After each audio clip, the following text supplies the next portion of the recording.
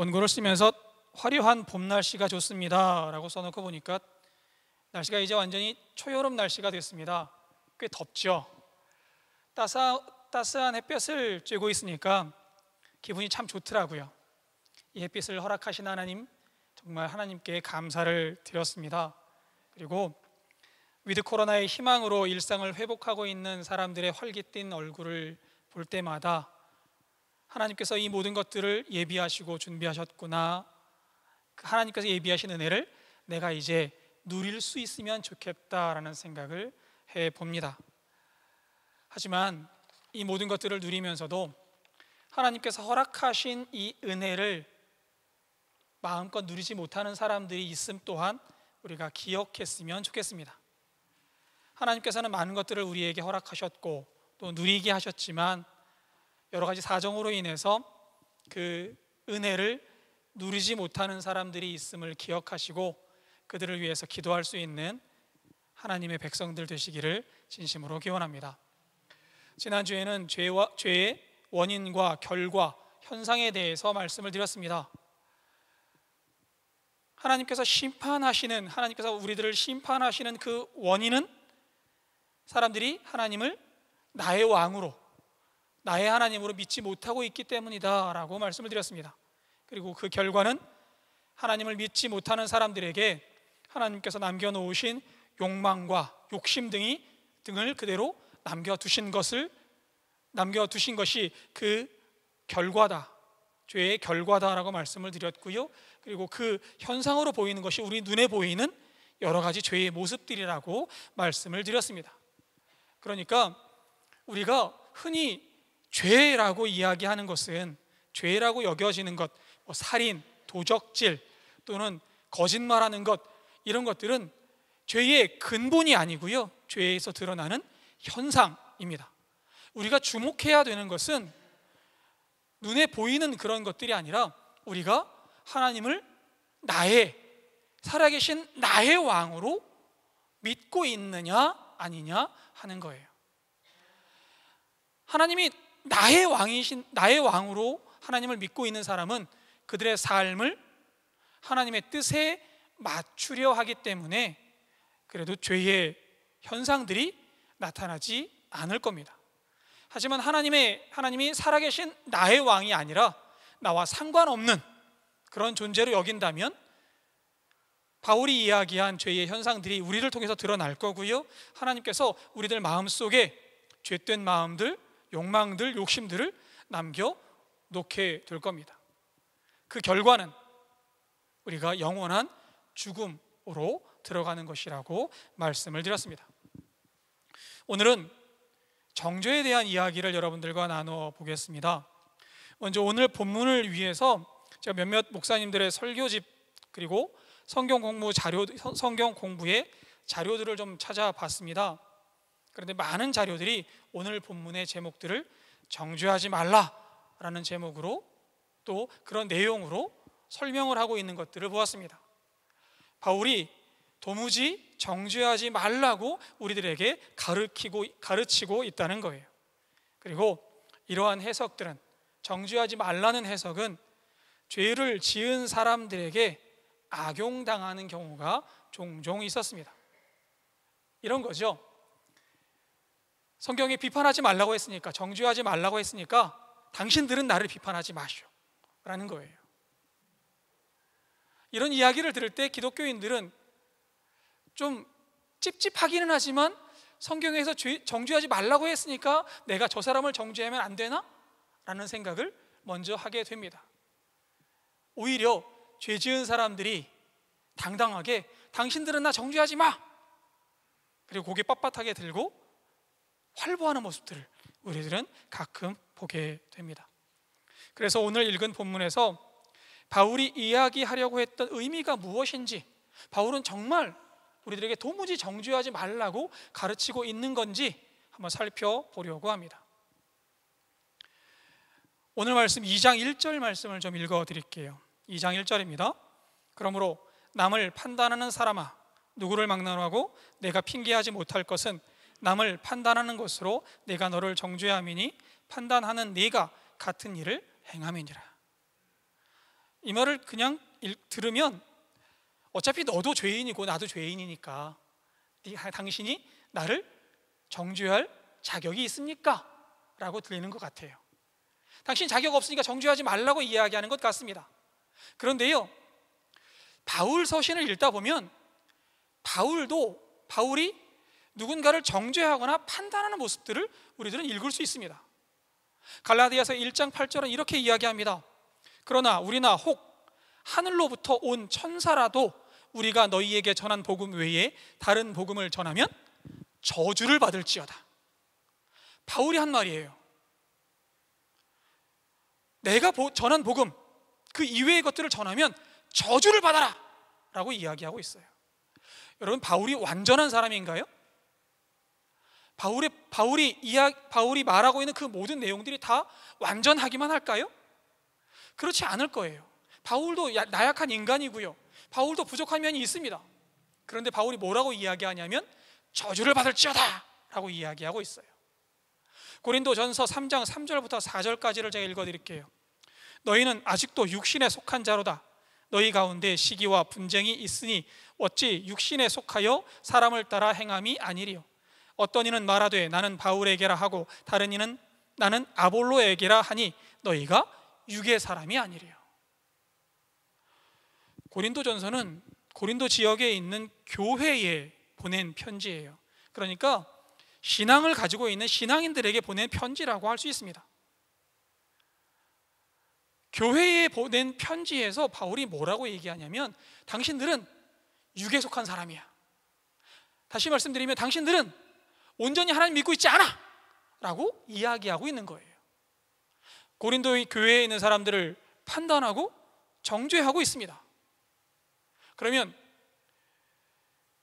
오늘 말씀 로마서 2장 1절의 말씀과 바울이 이전에 갈라디아서나 고린도 전서에서 하고 있는 이야기가 서로 반목되거나 대치되는 이야기일까요? 그렇지 않습니다. 오늘 말씀이, 오늘 우리가 읽은 로마서 2장의 말씀이 도무지 정죄하지 말아라 라는 곳에 방점을 찍고 있는 것이 아니기 때문에 그렇습니다. 다시 한번 오늘 말씀 좀 읽어드릴게요. 2장 1절입니다. 그러므로 남을 판단하는 사람아, 누구를 막론하고 내가 핑계하지 못할 것은 남을 판단하는 것으로 내가 너를 정죄함이니 판단하는 내가 같은 일을 행함이니라. 2장 1절은 그러므로 라는 말로 시작을 하고 있습니다. 그러므로, 지난주에도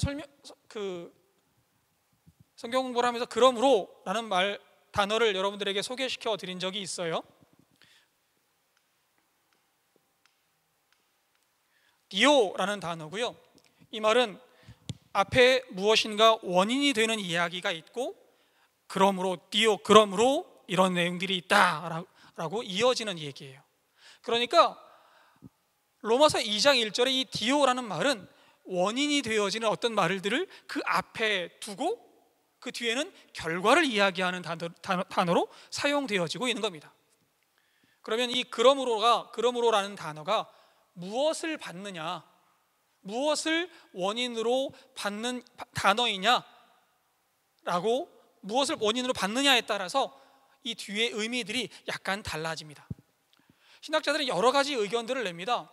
바울은 그러므로라는 말이 바로 앞절에 있는 로마서 1장 32절의 말씀을 받는 것이다 라고 이야기하는 사람이 있고요, 또 어떤 사람들은 29절부터 30절의 말씀, 그러니까 죄의 목록을 받는 것이다, 죄의 목록이 이렇게 있으니까 그러므로 판단하는 너희들도 죄인이다 라고 설명하는 것이다 라고 이야기하는 사람들도 있어요.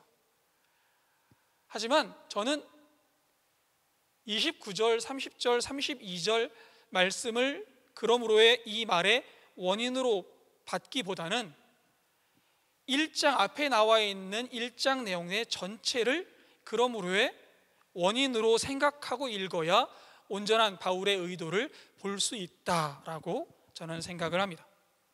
먼저 그래서 1장 16절 말씀을 좀 읽어드릴게요. 1장 16절입니다. 제가 읽어드리겠습니다. 하나님의 진노가 불의로 죄송합니다. 내가 복음을 부끄러워하지 아니하노니 이 복음은 모든 믿는 자에게 구원을 주시는 하나님의 능력이 됨이라. 먼저는 헬라인에게요, 그리고 먼저는 유대인에게요, 그리고 헬라인에게로다. 내가 복음을 부끄러워하지 아니하노니, 복음은 누구에게 구원을 주시는 하나님의 능력이라고 그랬죠? 모든 믿는 자들.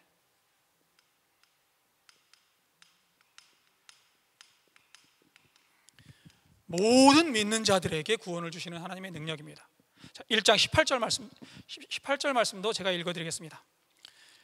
로마서 1장 18절입니다. 하나님의 진노가 불의로 진리를 막는 사람들의 모든 경건하지 않음과 불의에 대하여 하늘로부터 나타나나니. 하나님의 진노가 누구에게 나타난다고요? 모든 불의한 사람들, 모든 불경건한 사람들.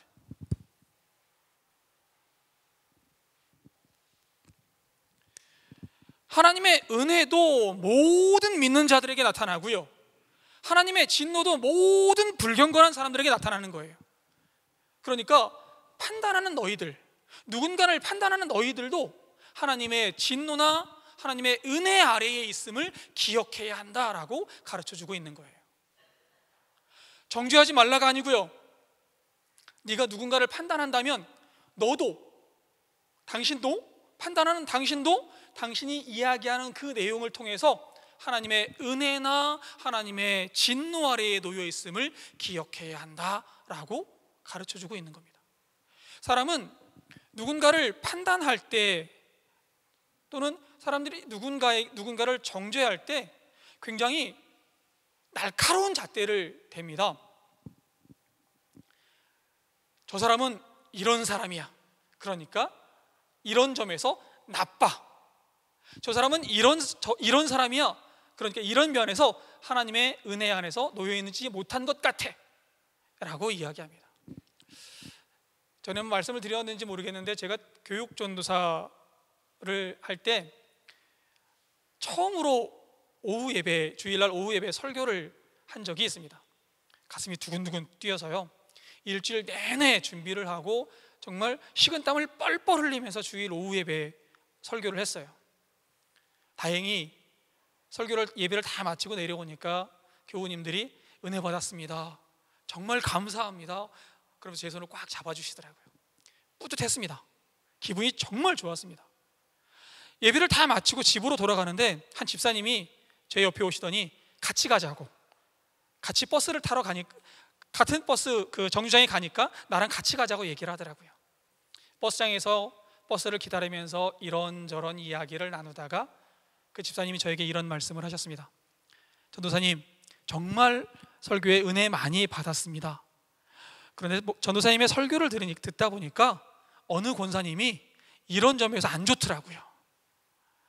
전도사님의 설교를 듣다 보니까 어느 집사님이 이런 점에서 하나님의 말씀에 좀 부족한 사람 같았습니다 라고 이 권사님 판단하시고요, 저 집사님 정죄하시고요 하는 모습을 봤습니다. 참 가슴이 많이 아팠습니다. 목사들이 주로 그렇겠지만 하나님의 말씀을 읽고 말씀을 전할 때에는 그 말씀이 나의 삶에 적용되기를 원하고요, 나에게 주시는 말씀으로 받기를 원하지, 저 사람에게 주시는 말씀, 저분에게 적용되어지는 말씀으로 여러분들에게 전달되기를 원하지는 않기 때문에 그렇습니다. 하나님의 말씀도 마찬가지인 것 같습니다. 사람들은 누군가를 판단하고 정죄합니다. 그럴 수 있습니다. 우리는 누군가를 항상 매 순간순간 판단하면서 살아가는 존재들이기 때문에 누군가를 정죄하기도 하고요, 이 사람이 좀 이런 면에서 안 좋을 수 있어, 좀 부족할 수 있어, 정죄하고 판단할 수 있습니다. 하지만 그 판단의 기준이 나에게도 똑같이 적용되어져야 되는 거예요. 저 사람을 그 기준으로 판단했으면 나도 그 기준에 따라서 판단되어져야만 합니다. 그런데 사람들은 주로 이렇습니다.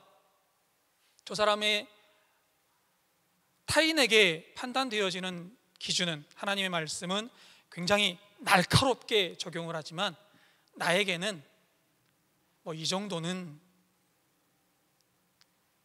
정도는 좀 괜찮지 않을까? 사람인데 이 정도까지는 좀 양해를 해줘야 되지 않을까? 라는 식으로 적용을 하는 거예요. 바울은 그렇지 않다는 거예요. 내가 누군가를 판단한다면 그 판단의 기준이 너 자신에게도 적용되어져야 한다라고 이야기하고 있는 것입니다. 2절 말씀을 좀 읽어볼게요. 이런 일을 행하는 자에게 하나님의 심판이 진리대로 되는 줄을 우리가 아노라. 타인을 가차없이 판단하고 자신과 다른 기준을 적용하는 사람들에게 바울은 이렇게 이야기합니다. 하나님은 하나님의 진리대로 심판하신다. 진리대로라는 말이 참 무섭습니다. 미국의 기독교 변증가이자 목사이고 라브리 공동체를 만들었던 프란시스 셰퍼라는 사람이 있습니다. 이분이 이런 이야기를 한 적이 있어요. 우리의 목에는 보이지 않는 녹음기가 있습니다. 그래서 우리가 말하고 판단하는 모든 내용이 녹음되고 있습니다. 그리고 마지막 날 재판관이신 하나님께서 우리의 목에서 녹음기를 벗겨 내가 말한 것을 기준으로 나를 심판하실 것입니다. 여러분, 무섭지 않습니까? 내가 말한 내용대로, 내가 누군가를 정죄하고 판단한 내용 그대로 하나님께서 나를 판단하신다는 거예요. 이 말을 듣고 어떤 사람들은 그렇다면 말을 하지 않으면 되지 않겠나? 라고 이야기할 수도 있을 것 같습니다. 하지만 셰퍼의 말은 말을 하지 말라거나 남을 비판하지 말라는 것이 아니고요, 남을 정죄할 때, 남을 판단할 때 나도 하나님의 심판 아래에 놓여 있는 존재임을 기억해라 라고 가르쳐 주는 말입니다. 3절도 좀 읽어볼게요. 이런 일을 행하는 자를 판단하고도 같은 일을 행하는 사람아, 내가 하나님의 심판을 피할 줄로 생각하느냐. 지난주에 저는 말씀을 전하면서 신독이라는 유교의 사상을 말씀드렸습니다. 신독 기억하시나요? 아무도 보고 있지 않을 때에도 나의 행동을 삼가는 것, 그게 신독입니다. 이것들을 기독교 신앙에 적용시켜 보면 아무도 나를 보고 있지 않더라도 하나님께서 나와 함께 하심을 기억하는 것, 이게 기독교의 신독이라고 이야기할 수 있을 거예요. 그런데 타인을 판단할 때에는 하나님께서 지켜보신다는 기준을 적용하고 자신에게는 이 정도는 어쩔 수 없지라고 말하는 것을 보고 당신도 하나님의 심판에서 예외일 수 없다라는 사실을 분명히 선언하고 있는 것입니다. 하지만 이렇게 이야기를 하면 우리 하나님 너무 잔인하게 내가 말한 내용들 또 그것들을 고지곳대로 나에게 적용하셔서 나를 꼭 심판의 자리로 끌어내리실 것만 같은 그런 느낌을 받게 됩니다. 하지만 우리 하나님은 그런 분은 아니십니다. 하나님은 인내와 사랑의 하나님이십니다. 지금 이 순간 하나님께서 우리를 바로 심판하지 않고 기다리시는 이유는 우리가 내가 하나님의 심판 아래에 있는 사람임을 기억하고 하나님의 은혜가 필요한 사람임을 기억하고 주님 앞에 무릎 꿇고 하나님 앞에 회개하기를 간절히 원하고 계신 것입니다. 4절을 좀 읽어드릴게요. 혹 내가 하나님의 인자하심이 너를 인도하여 회개하게 하심을 알지 못하여 그의 인자하심과 용납하심과 길이 참으심이 풍성함을 멸시하느냐. 하나님은 우리의 죄를 참으시고 지금까지 지켜보고 계십니다. 그 이유가 어디에 있습니까? 회개하기를 기다리시는 것입니다. 하나님의 말씀을 나에게 적용하기를 기다리시는 거예요. 바울은 고린도전서 9장 27절에서 이렇게 이야기합니다. 내가 내 몸을 쳐 복종하게 함은 내가 남에게 전파한 후에 자신이 도리어 버림을 당할까 두려워함이로다. 내가 내 몸을 쳐서 하나님 앞에 복종하게 하는 것은 내가 남들에게 복음 전해서 그들은 구원시키면서 내가 버림을 당할까 두렵기 때문이다 라고 이야기를 합니다. 타인에게는 말씀을 기준으로 판단을 하고 하나님의 말씀을 그 사람에게 그대로 잣대로 들이밀지만 나는 나에게 그 말씀을 적용하지 않는다면 나는 하나님과 상관이 없는 사람이 될 것이고, 또 회개하지 않고 하나님 앞에서 죄인으로 남을 수밖에 없지 않겠느냐라고 말하는 거예요. 때로는 그래서 하나님께서 우리들에게 고난을 주시고 하나님께서 우리를 시험에 들게 하시는 것이 때로는 은혜일 수 있음을 우리들은 기억해야만 합니다. 고난과 환난이 없어서 하나님에게서 멀어지는 것보다 고난과 환난 속에서 하나님 찾는 것이, 그래서 영원한 생명에 들어가는 것이 우리들에게는 더 큰 축복이기 때문에 그렇습니다. 5절 말씀을 읽어드릴게요. 다만 내 고집과 회개하지 아니한 마음을 따라 진노의 날, 곧 하나님의 의로우신 심판이 나타나는 그날에 임할 진노를 내게 쌓는도다. 우리가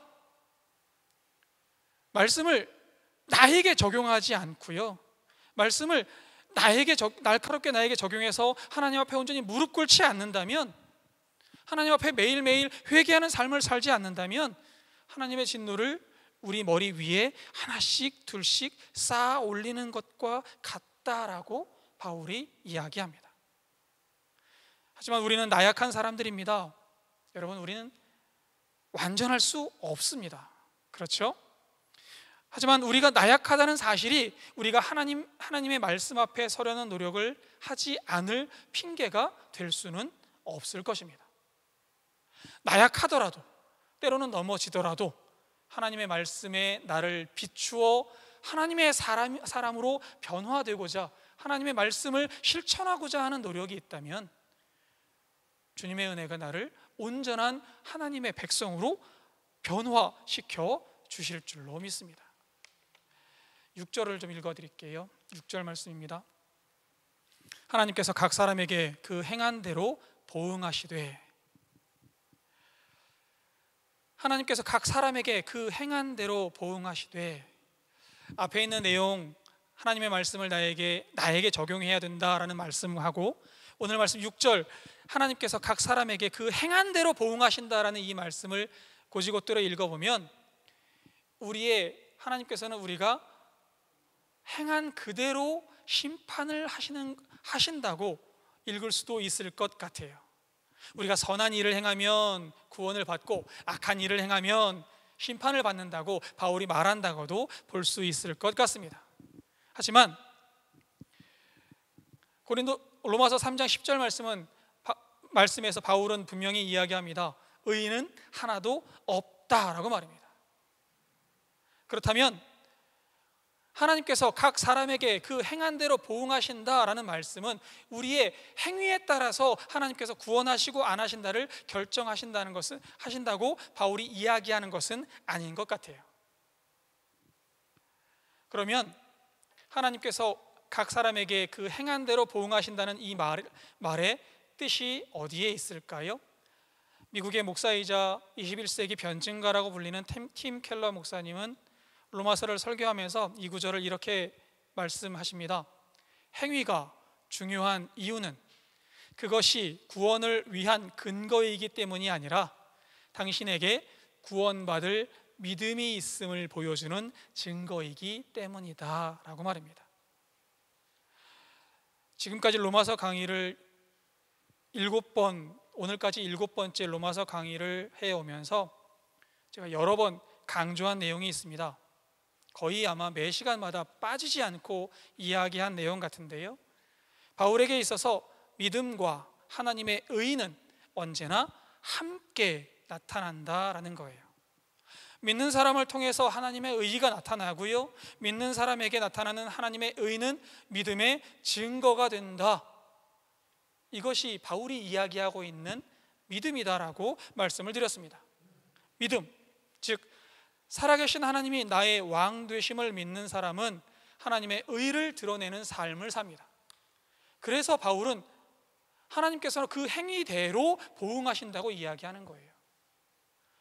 행위는, 내 삶은 저의 믿음을 드러내기 때문에 그렇습니다. 내가 만약에 살아가면서 하나님의 의를 이만큼도 드러내지 못한다면 나의 믿음을 점검해야 한다고 매 순간 말씀을 드렸어요. 그러니 하나님이 믿음대로 보응하신다는 말씀은 내가 하나님을 간절하게 붙잡고 살아가는지 매일매일 회개의 삶을 살아가는지를 보신다라는 말씀을 하시는 거예요. 7절과 8절도 좀 읽어보겠습니다. 참고 선을 행하여 영광과 존귀와 썩지 아니함을 구하는 자에게는 영생으로 하시고 오직 당을 지어 진리를 따르지 아니하고 불의를 따르는 자에게는 진노와 분노로 하시리라. 이 말씀도 선한 행위와 불의를 따르는 행위를 강조하고 있는 것처럼 보이지만 이 말씀도 믿음으로 인해서 드러나는 하나님의 의를 이야기합니다. 여기에서 다시 한번 신독을 생각해 볼 필요가 있습니다. 아무도 보고 있지 않을 때 몸가짐을 삼가한다. 아무도 보고 있지 않을 때 내가 하나님의 말씀을 실천한다. 이것이 믿는 사람들에게 중요한 삶의 원칙이 될 것입니다. 아무도 보고 있지 않아도 살아계신 하나님께서 나를 보고 계신다는 믿음이 있는 사람은, 이런 믿음이 있는 사람은 행동을 조심하게 되고 하나님의 의가 나타나게 될 것이기 때문입니다. 그런데 이 믿음은요, 교회를 다니고 신앙을 가지고 있다고 해서 자연스럽게 당연하게 나타나거나 당연하게 드러나는 것이 아닙니다. 나는 예배를 드리니까, 나는 교회를 다니니까 당연히 나는 하나님을 믿고 있을 거야, 나에게 하나님의 의가 드러날 거야 라고 생각하시면 안 된다는 것입니다. 나의 마음을 들여다보고 항상 회개하고 항상 나의 신앙을 점검해야만 합니다. 9절 10절 말씀을 좀 읽어드릴게요. 악을 행하는 각 사람의 영에는 환난과 곤고가 있으리니 먼저는 유대인에게요 그리고 헬라인에게며 선을 행하는 각 사람에게는 영광과 존귀와 평강이 있으리니 먼저는 유대인에게요 그리고 헬라인에게라. 악을 행하는 사람에게는 뭐가 있다고요? 환난과 곤고가 있습니다. 선을 행하는 사람에게는 뭐가 있다고요? 영광과 존귀가 있습니다. 그런데요, 이 말씀도, 여러분, 이 말씀도 악을 행하는 그 사람에게 환난과 곤고가 있고 선을 행하는 그 사람에게 영광과 존귀가 있다라는 이 단순한 도식을 설명하기 위한 것이 아닙니다. 바울이 1장, 2장, 3장에서 계속 중요하게 반복하고 있는 말이 있는데요, 그게 뭐냐 하면 모두라는 말이에요.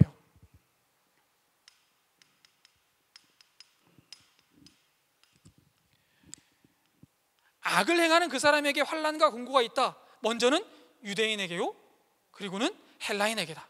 모든 사람에게 하나님의 환난과 곤고가 임할 수 있다라는 거예요. 선을 행하는 사람에게 영광과 존귀가 있다. 먼저는 유대인에게요, 다음은 헬라인에게라. 모든 사람에게 하나님의 은혜와 영광이 있을 수 있다라는 거예요. 11절 말씀도 읽어볼까요? 이는 하나님께서 외모로 사람을 취하지 아니하심이라.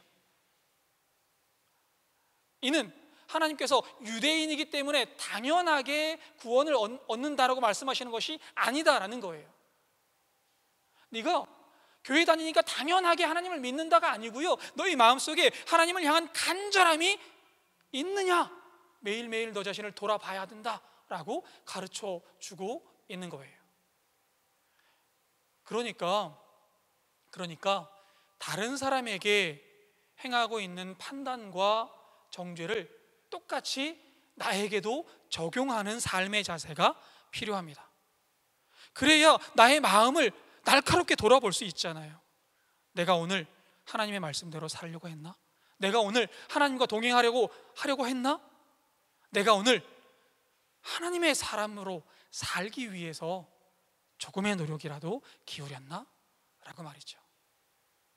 만약에 그런 노력이 없고 내 마음속에 하나님을 향한 간절한 마음이 이만큼이라도 없었다라고 생각이 든다면 당장 회개해야죠.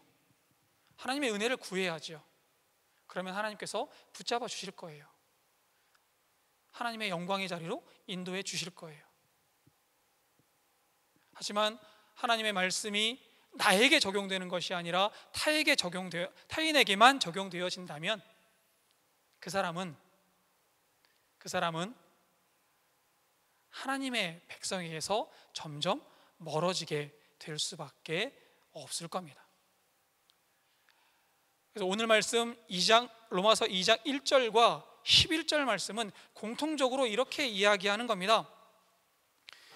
하나님의 말씀은, 하나님의 은혜는 모든 사람에게 적용되어지고 있는 것이다. 판단을 하는 사람도 판단을 받는 사람도 모두 하나님의 은혜 안에 있고 하나님의 심판 아래에 있을 수밖에 없다라고 가르쳐주고 있는 거고요. 또 교회 안에 있는 사람도 교회 밖에 있는 사람도 다 하나님을 향한 간절한 믿음이 없다면 그 사람은 하나님의 심판에 빠질 수밖에 없다라고 가르쳐 주고 있는 것입니다. 목포연동교회 교우 여러분, 매주일 여러분들 말씀을 듣고요, 매일매일 성경 말씀을 읽고 매일매일 기도하시지요. 그 말씀이 누구에게 주시는 말씀으로 여러분들은 받고 계십니까? 부디 바라기는 나에게 주시는 하나님의 말씀, 나의 삶에 적용되는 하나님의 말씀으로 받으시고 매일매일 말씀에 나의 삶을 비추어 보시고 하나님 앞에 무릎 꿇으시는 우리 모두가 될 수 있기를 진심으로 기원합니다. 그러므로 말미암아 여러분과 제가 간절히 주님 붙잡고 주님의 백성으로 하루하루를 살아갈 수 있기를 바랍니다. 기도하겠습니다.